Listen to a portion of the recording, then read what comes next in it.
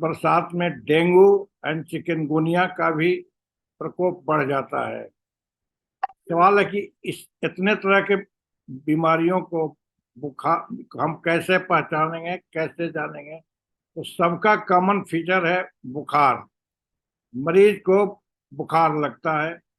ये बुखार medium grade से लेकर हाई ग्रेड तक हो सकता है। यानी कि सेंटीग्रेड पे जो हम लोग देखते हैं या फ़ारेनहाइट में, ये 102 से 3 4 तक चला जाता है फ़ारेनहाइट में।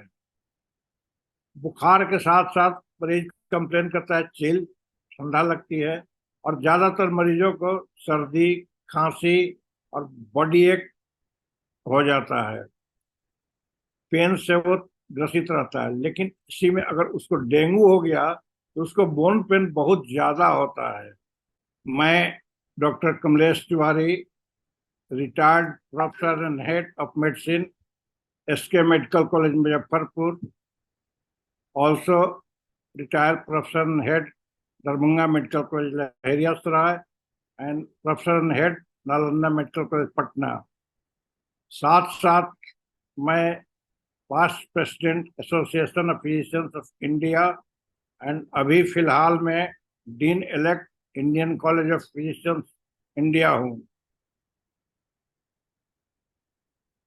मुझे आज यहाँ पर बुलाया गया है सीजनल फीवर के बारे में कुछ बताने के लिए, जो रेनी सीजन के बाद यूजुअली देखने को मिलते हैं।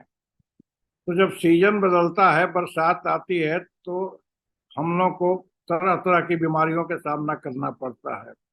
इसमें सबसे कॉमन बीमारी है इन्फ्लुएंजा। इन वायरल बीमारी का प्रकोप ज्यादा बढ़ जाता है।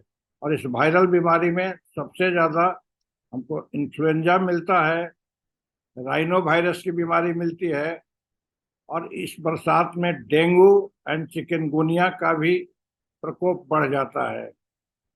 सवाल है कि इस इतने तरह के बीमारियों को बुखार हम कैसे पहचानेंगे, कैसे जानेंगे। तो सबका कॉमन फीचर है बुखार। मरीज को बुखार लगता है। ये बुखार मीडियम ग्रेड से लेकर हाई ग्रेड तक हो सकता है। यानी कि सेंटीग्रेड पे जो हम लोग देखते हैं या फ़ारेनहाइट में, ये 102 से 3 4 तक चला जाता है फ़ारेनहाइट में। बुखार के साथ साथ मरीज कंप्लेन करता है चिल, ठंडा लगती है। और ज्यादातर मरीजों को सर्दी, खांसी और बॉडी एक हो जाता है। पेन से वो ग्रसित रहता है। लेकिन इसी में अगर उसको डेंगू हो गया तो उसको बोन पेन बहुत ज्यादा होता है। तो बहुत ज्यादा बोन पेन के साथ अगर बुखार है तो हम डेंगू सस्पेक्ट करते हैं। लेकिन अगर कम बॉडी एक है लेकिन बुखार है, खांसी है, सर्दी है, तो हम लोग कॉमन कोल्ड की तरह बिहेव करते हैं। सवाल है कि इसको पहचानना बहुत जरूरी है, क्योंकि इलाज बहुत जरूरी है। और इसके पहचानने में हम लोग तरह तरह के टेस्ट भी करते हैं। टेस्ट में ब्लड टेस्ट करते हैं, जिसमें सर्ological टेस्ट डेंगू का होता है। अगर पॉजिटिव आ गया तो उसको हम लोग डेंगू की तरफ ले जाते हैं। अदर ब्लड टेस्ट में उसका प्लेटलेट काउंट घटा रहता है और निरंतर वो घटते जाता है। इसलिए प्लेटलेट का फॉलोअप हम लोग को करना चाहिए अगर डेंगू हम सस्पेक्ट कर रहे हैं तो। ऐसे अगर कॉमन कोल्ड है, खांसी, सर्दी, बुखार, जुकाम, तो उसमें ब्लड टेस्ट का कोई बहुत बड़ा रोल नहीं रह जाता है।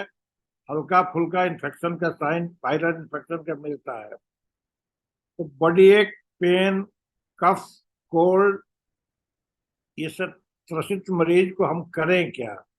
करना है कि बुखार उतारने के लिए, अगर बहुत ज्यादा बुखार है तो कोई बहुत बड़ी दवा नहीं देनी है।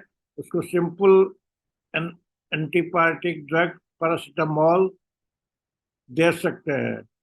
500 और मैक्सिमम 650 मिलीग्राम तक दे सकते हैं। लेकिन वो भी अवॉइड करना चाहिए, क्योंकि ज़्यादा पैरासीटामोल खाने से मरीज को थोड़ी देर के बाद पसीना चलता है, ठंडा लगता है, और वो कंप्लेन करता है कि हमको जाड़ा देकर बुखार आता है। ये कंफ्यूजन का पॉइंट है।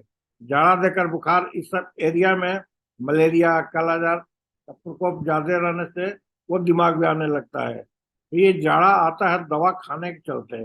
तो पैरासिटामोल का प्रयोग कम से कम करना चाहिए। अगर नाक बह रही हो तो एंटी हिस्टामिनिक दे सकते हैं हम लोग, बहुत से मिलते हैं अभी बाजार में, सिट्रजिन टाइप की दवा दे सकते हैं। अगर डेंगू हुआ, डेंगू में हमको सबसे ज्यादा हाइड्रेशन की जरूरत है।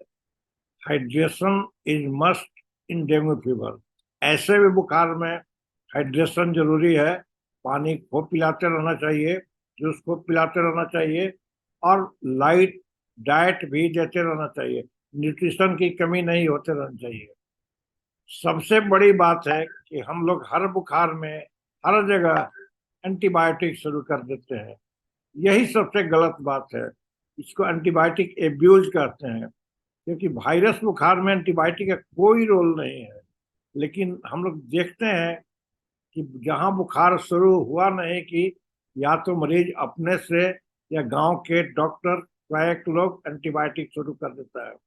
इस एंटीबायोटिक एब्यूज का सबसे खराब असर होता है, वो आदमी उस एंटीबायोटिक से रेजिस्टेंट हो जाता है, और वही एंटीबायोटिक फिर बाद में काम नहीं कर सकता है। तो ये एक सोसाइटी के लिए बहुत बड़ा ब्लंडर होने जा रहा है।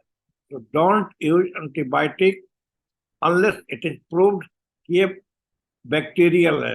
अगर बैक्टीरियल है तो हम एंटीबायोटिक दे सकते हैं, लेकिन वायरल बुखार है तो एंटीबायोटिक बिल्कुल नहीं देना है।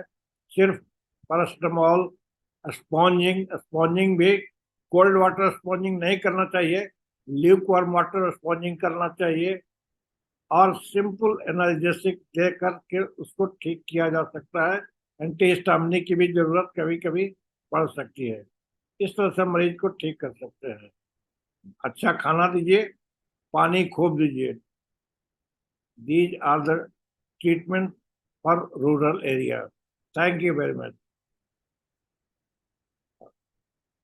Thank